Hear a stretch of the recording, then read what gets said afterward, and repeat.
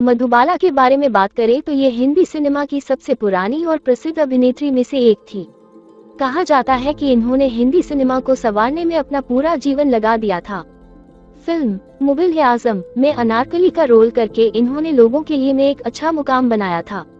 मधुबाला ने भारतीय सिनेमा में वर्ष 1942 से 1960 के बीच अच्छा काम किया। इस बीच इन्होंने एक से बढ़कर एक फिल्में की जिसके बारे में लोग आज भी चर्चा करते हैं।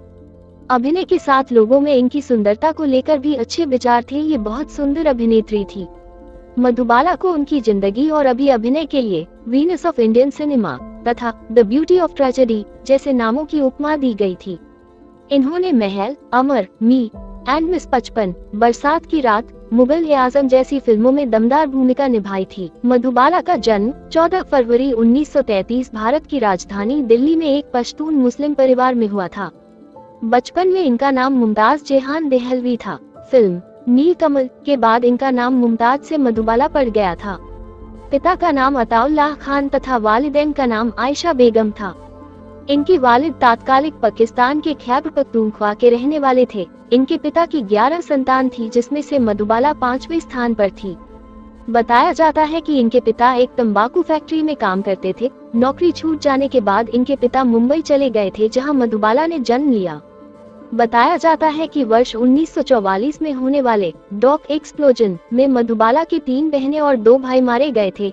घर के बाकी लोग लोकल सिनेमा देखने गए थे इसलिए बच गए। ये समय इनके परिवार के लिए बहुत दुख का समय था। इसके बाद जीवन जीने के लिए आगे कुछ करना था, इसलिए मधुबाला के पिताजी उनको 9 वर्ष की आयु से ही बॉम्बे के विभिन्न फिल्म स्टूडियो में लेकर जाने लगे। मुमताज को काम भी मिलने लगा जिससे उनके गरीबी के दिन छंटने लगे। 9 साल की उम्र से ही मधुबाला फिल्मों में काम करने लगी थी। इनकी पहली सफल फिल्म वर्ष 1942 में आई बसंत थी। यह मूवी बहुत सफल रही, यही से लोग इनको जानने लगे थे। अभिनेत्री देविका रानी उस समय की मशहूर अभिनेत्री भी इनके अभिनय से बहुत खुश हुई थी। वर्ष 1947 में आई फिल्म नीलकमल में महज 14 साल की उम्र में मधुबाला को राज कपूर के साथ कास्ट किया गया। इनके फिल्मी करियर में अच्छा समय वर्ष 1949 के दौरान आया जब इनकी बॉम्बे टॉकीज बैनर तले महल मूवी आई। पहले इसमें मशहूर अभिनेत्री सुरैया को चुना गया था, किंतु स्क्रीन टेस्ट के दौरान फिल्म निर्देशक कमाल अमरोही ने मधुबाला को ही चुना था। ये फिल्म उस साल की तीसरी सबसे सफल फिल्म मानी गई। इसके बाद मधुबाला ने दुलारी, बेकसूर, तराना तथा बादल आदि फिल्में एक के बाद एक ताबड़तोड़ अभिनय किया। मधुबाला ने उस समय के मशहूर अभिनेता अशोक कुमार, राजकुमार, रहमान, दिलीप कुमार, सुनील दत्त, शम्मी कपूर, देव आनंद आदि के साथ काम किया। उसी समय इन्होंने फेमस हीरोइनों मसलन गीता बाली, सुरैया, निम्मी के साथ भी काम किया। वर्ष 1955 में मधुबाला फिल्म नाता तथा वर्ष 1960 में फिल्म महलों के ख्वाब की निर्माता रही। इन्होंने फिल्म महलों के ख्वाब में निर्माता के साथ अदाकारी का भी कार्य किया। वर्ष 1950 तक इन्होंने सभी तरह की फिल्मों में अपना अभिनय बिखेरा। लोग इनके काम को खूब सराहने लगे थे। इसी वर्ष आई फिल्म हंसते आंसू ऐसी मूवी बनी जिसने पहली बार भारतीय फिल्म बोर्ड द्वारा सर्टिफिकेट दिलवाया।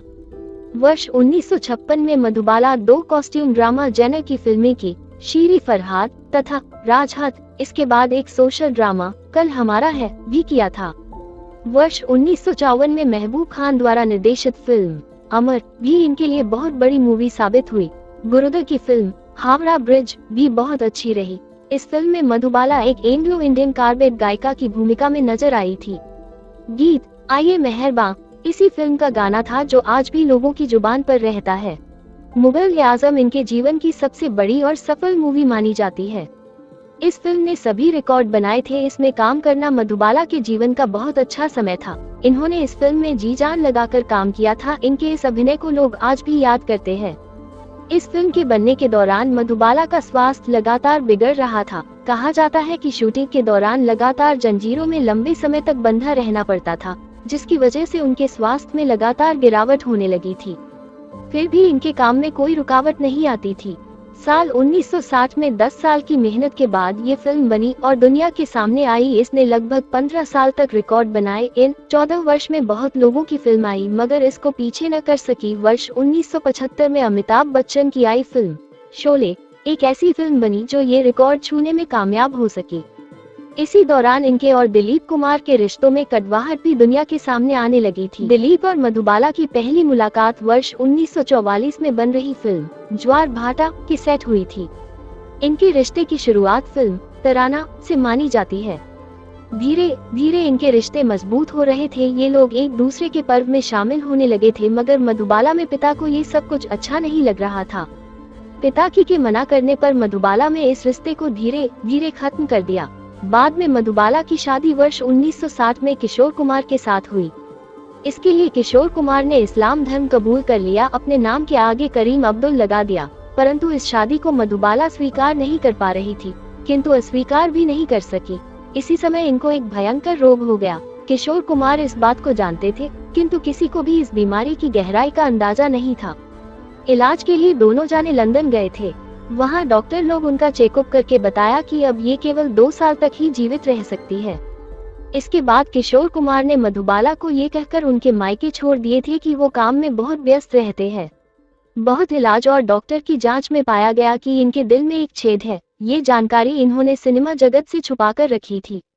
इस बीमारी से उनके बदन में खून की मात्रा बढ़ती जा रही थी और ये अतिरिक्त खून उनकी नाक और मुंह से बाहर आने लगता था। डॉक्टर भी इस रोग के आगे हार गए थे। उन लोगों ने बताया था अब ये ज्यादा दिन जीवित नहीं रह पाएगी। वर्ष 23 फरवरी 1969 को अपना 36वां जन्मदिन मनाने के 9 दिन बाद ही इनकी मृत्यु हो गई थी।